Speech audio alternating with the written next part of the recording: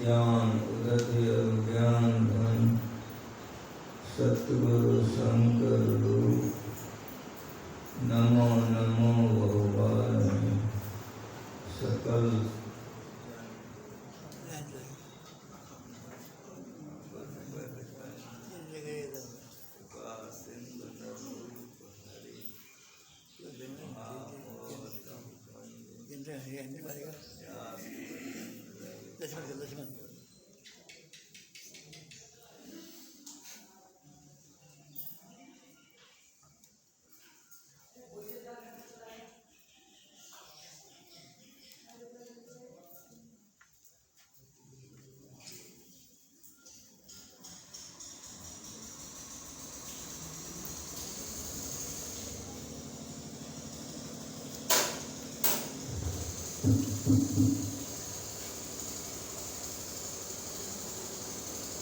गंगा गुरुपद कंज कृपा सिंधु रूप हरि महामोहतम भंज जास वचन रवि कर मुद्रा धन्य धन्य सतगुरु सुपुरा महिमा कही न जाय जो कुछ कहूँ तुम्हारी कृपा मौके वचन बोलिए प्रेम से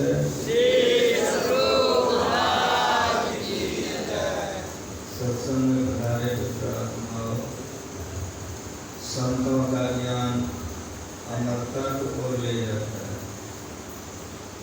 संतों के ज्ञान के अंदर में जो अपने आप को लाते हैं वे दुखों से मुक्त हो जाते हैं। संतों ने जो ज्ञान हम लोगों को बताया वह ज्ञान है परमात्मा जीवात्मा उसकी प्राप्ति आदि आदि। सृष्टि थी नहीं, परमात्मा ही परमात्मा थे। इसीलिए अभी आप सुन रहे थे कि वहाँ सूर्य और चंद्र नहीं है। ये है अद्वैत ज्ञान शंकराचार्य। कबीर साहब पानी में कहाँ उस देश की बत्तियाँ जहाँ नहीं सबको याद है। गुरु महाराज जी का रचना ऐसा है, इतना दया करके गए हैं ना, सबको मालूम। जो बात उपनिषद में कही गई है वही बात संतों ने कहा। सारे संतों के ज्ञान को समेट करके गुरु महाराज जी ने सत्संग योग में रख दिया। न तत्र भासते सूर्य, उधर उपनिषद का कहा है, वहाँ सूर्य नहीं होता, चंद्रमा तारे विद्युत नहीं चलता। उपनिषदकार ने देखा उस समय की भाषा उपनिषद की थी, उपनिषद भाषा में लिखा गया। समय बदला, संत लोग आए, इसी ज्ञान को उन्होंने पाया तो उन्होंने अपनी भाषा में लिखा, कहो उस देश की बत्तियां जहाँ नहीं बहुत दिन रहती है, जहाँ दिन और रात नहीं होता अद्वैत ज्ञान, वहाँ सुख दुख हानि लाभ पाप पुण्य स्त्री पुरुष काम क्रोध लोभ मोह आदि कुछ नहीं। अब अद्वैत ज्ञान से द्वैत ज्ञान में आइए। द्वैत ज्ञान सृष्टि, इसीलिए गुरु महाराज जी नक्शा बना दिया। नक्शा बना हुआ है कि परमात्मा में मोह स्तंभ हुए तो पहला मंडल बना चेतन मंडल, उसको पराप्रकृति करते हैं। वहां से मौज और आगे बढ़ी, समयावसाधारण मूल प्रकृति बनी।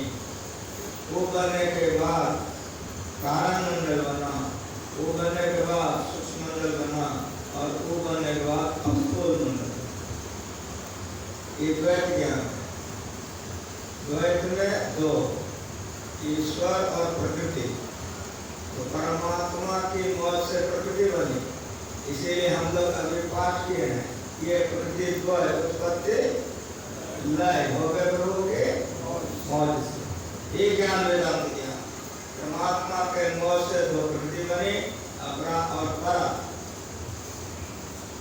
ये द्वैत ज्ञान। लेकिन उसी में फिर हम लोगों का भी तो जन्म हो गया। काली माया ही, दुर्गा माया ही, राम भगवान, शिव भगवान नहीं रहे।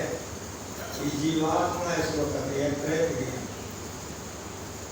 अब यहाँ हम लोग आकर के दुख में पड़ गए। क्या दुख में? अंधकार मंडल में। यहाँ सूर्य का उदय नहीं हो तो काम नहीं चलेगा।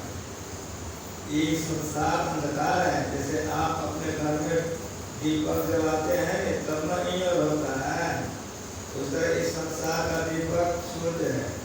अगर सूर्य चंद्रमा हटा दीजिए क्या रहेगा? अंधकार अंधकार। ये आवागमन में जीवात्मा पड़ा होगा, मरना और जन्मना इस चक्र में पड़ गया है। इसीलिए उस परमात्मा को जाने जहाँ दिन और रात नहीं होता, जहाँ आवागमन है ही नहीं, स्त्री पुरुष नहीं है, काम क्रोध लोभ मोह नहीं है। इसीलिए इस संसार पांच भौतिक है, पांच भूतों से बना है। तो जो जहाँ रहता है वो बात जल्दी समझता है। हम लोग माया में हैं तो माया से अगर समझाया जाए तो लोग जल्दी समझ जाएंगे। वो परमात्मा को हवा से समझा रहे हैं। वायु यथे को गुणं प्रविष्टो रूपम रूपम रूपो भूव एकस्मात् रूपम आत्मा रूपम रूपम रूपो परिष्ठ। उसको जानो कैसा जाने बिन होय प्रतीति बिन प्रतीत होय ने प्रीति प्रीत बिनाने भक्त आए जीवे करे जल्दी। पहले जानिए रानी सती को जानते हैं तो उसके पीछे पागल है। कृष्ण भगवान को जानते हैं, दुर्गा माँ को जानते हैं, लक्ष्मी माँ को जानते हैं, राम भगवान को जानते हैं, इसके पीछे पागल है। लेकिन परमात्मा को नहीं जानते। जिन्होंने काली माँ, दुर्गा माँ, रानी सती जितना जो कुछ लोकांतर को बनाया वो परमात्मा है। वहाँ दिन रात नहीं होता है। पूरब में राम है, पश्चिम में खुदा है, उत्तर और दक्षिण कौन रहता प्रदूषण। जो बात उपनिषद काल में कहा वही कबीर साहब कह रहे हैं। सखिया वागर सबसे न्यारा कौन था? जहाँ पूरन पुरुष हमारा, जड़ में सुख दुख साथ झूठ में पापन तुम कसारा, उसको जाना। अगर वहाँ हम लोग चले जाएं तो सारे दुखों से सदा के लिए मुक्त हो जाएंगे। जो बात उपनिषद काल ने कहा वही बात कबीर साहब कह रहे हैं और वही बात फल्गु साहब कह रहे हैं। पूरब में राम है, पश्चिम में खुदा है, तो उत्तर और दक्षिण को कौन रहता? साहब कहाँ है, कहाँ फिर नहीं है। हिंदू और तुरंत तूफान करता। अब मेरी बात सुनिए, उत्तर दक्षिण पूर्व पश्चिम माया में होता है। परमात्मा में उत्तर दक्षिण पूर्व पश्चिम में होता है। पहली बात। दूसरी बात, ससीम और असीम को जानिए। जो परमात्मा असीम है वहाँ पूर्व पश्चिम कहाँ से होगा? असीम में पूर्व पश्चिम नहीं होता है। अद्वैत ज्ञान में पूर्व पश्चिम नहीं होता। द्वैत ज्ञान में, प्रकृति में, संसार में, अरे पूर्व का ज्ञान आप कैसे करते हैं? तो कहते हैं कि इधर सूर्य उगता है, तो पश्चिम का ज्ञान आप कैसे करते हैं? जिधर सूर्य उगता है, जहाँ सूर्य नहीं उगता डूबता वहाँ पूर्व पश्चिम कैसे होगा? सब होगा। दिशा का ज्ञान कैसे होगा? ससेम और असीम। जैसे वहाँ हवा से समझा रहे हैं, प्रत्येक रूपों में हवा है, लेकिन वैसा वो नहीं हो गया। इस समझाने का मतलब क्या है? एक लड़का आया तो कह रहा है कि पिताजी हवा गोल है, तो फुटबॉल हाथ में रखा है। तो दूसरा बैलून लेके आ रहा है, वो कह रहा है कि हवा लंबा है। तो तीसरा कह रहा है कि हवा चक्राकार है। लेकिन यदि आपको सही से हवा का ज्ञान है तो लंबा कहने कि गोल कहने कि चक्राकार कहने। हवा लंबा गोल चक्राकार नहीं है। आप समझाएंगे। उसी तरह से जिसको परमात्मा का ज्ञान नहीं है वो कहता मुरली वाला है, पागल पागल है उसी के पीछे। कोई कहता हमारी खप्पर वाली है, कोई कहता हमारा डमरू बजाने वाला है। ये रूप है, ये रूप है। जिस तरह से गलास में हवा घुस गया तो गलास का रूप हो गया। वायु जैसे को घरा में घुस गया तो घरा का रूप हो गया। असीम और ससीम की जानी और व्यष्टि और समष्टि जानी। समष्टि हवा जो होगी उसका कोई रूप नहीं है, लेकिन वही हवा अगर किसी में घुस गया बैलून में तो बैलून का रूप हो गया ना वो। उधर स्त्री के शरीर में आने से काली दुर्गा भगवती बन गए, पुरुष के शरीर में जाने से राम कृष्ण आदि बन गए, लेकिन इनमें से वो कुछ नहीं है, वो कुछ नहीं है। पूरब में राम है, पश्चिम में खुदा है, उत्तर और दक्षिण को कौन रहता, साहब कहाँ है कहाँ फिर नहीं है। ये अनंत ज्ञान है। जब तक उस अनंत को हम नहीं जानेंगे, उसको पाने का हम प्रयत्न नहीं करेंगे, और जब तक उस अनंत की प्राप्ति नहीं होगी तब तक शांति की प्राप्ति नहीं हो सकती है। इसीलिए इस ज्ञान को जानना बहुत जरूरी है। जो इस ज्ञान को जानते हैं वे एक रूप का अवलंबन लेते हैं। क्यों? तो प्रत्येक रूपों में वे परमात्मा हैं, लेकिन रूप परमात्मा नहीं है। परमात्मा का जो स्वरूप है वो ऐसा है कि वह प्रकृति में व्यापक है, लेकिन प्रकृति में व्यापक होकर के प्रकृति से परे है। जो प्रकृति में है वो माया है, जो प्रकृति में व्यापक होकर परे है वो ब्रह्म है। प्रतिपाल प्रभु सब पूर्वासी ब्रह्म निरीह विरज अविनाशी, यहाँ मोह कर कारण नहीं, यहाँ अज्ञानता नहीं आती। रवि सन्मुख रवि सूर्य, सूर्य के सामने प्रकाश जाएगा कभी? सूर्य के सामने में अंधकार कभी नहीं जा सकता, सूर्य के सामने प्रकाश ही प्रकाश रहता है। रवि सन्मुख तम कब होंगे नहीं, जिस तरह से सूर्य के सामने में अंधकार नहीं जा सकता, उधर परमात्मा के सामने अज्ञानता नहीं रहती।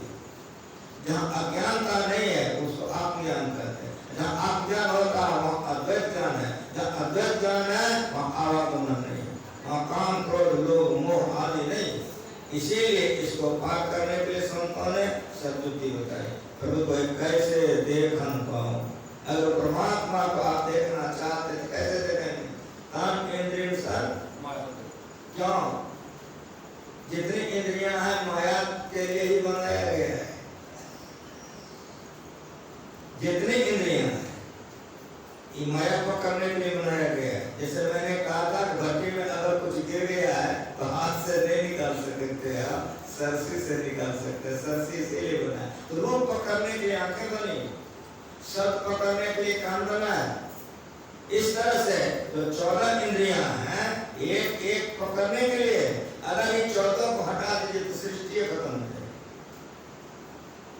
सृष्टि में यही जरूरी है, इसी के चलते सृष्टि बची हुई है, इसी से सृष्टि चल रही है।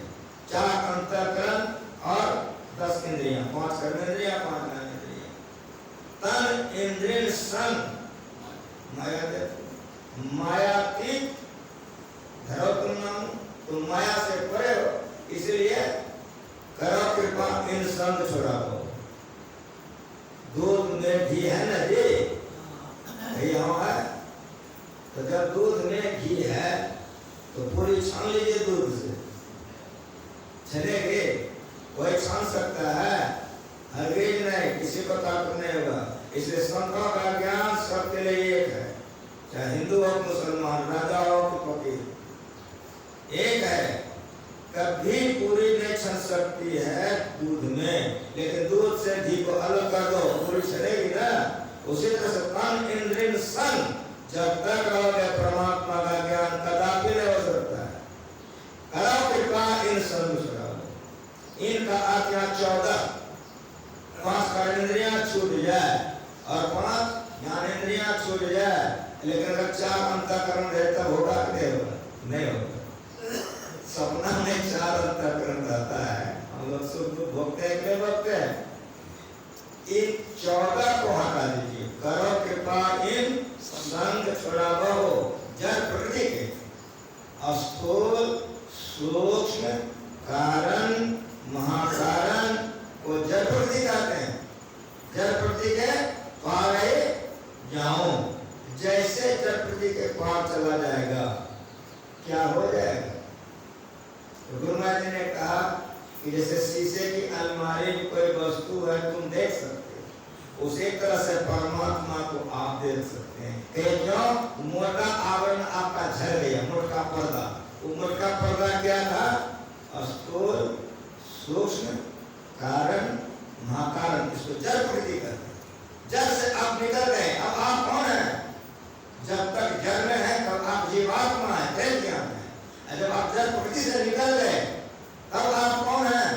चेतन आत्मा है। जड़ का आवरण आपका उतर चुका है, इसीलिए वहां पर्दा है, लेकिन झीनी पर्दा है। कैसी पर्दा है? जैसे कांच का पर्दा से फूल दिख रहा है, रसगुल्ला दिख रहा है, तो रसगुल्ला तो दिख रहा है, लेकिन कांच का पर्दा लगा वो खा सकोगे? उसको भी हटाना होगा ना। इसीलिए कृपा इन संसार जड़ प्रति के पार ही ना हो। जैसे जड़ प्रति के परे चला जाएगा, जैसे परमात्मा का ज्ञान चेतन आत्मा को होने लगेगा। यहाँ भी द्वैत है, वहां ज्यादा बेचैनी है, शांति है लेकिन बेचैनी है। आप किसी से मिलेंगे, उसके दरवाजे पर पहुंच गए हैं, केवाड़ी में खोले बेचैनी करेगा, कहीं वेदांत ज्ञान गुरुवाजी कैसे सिखा के गए?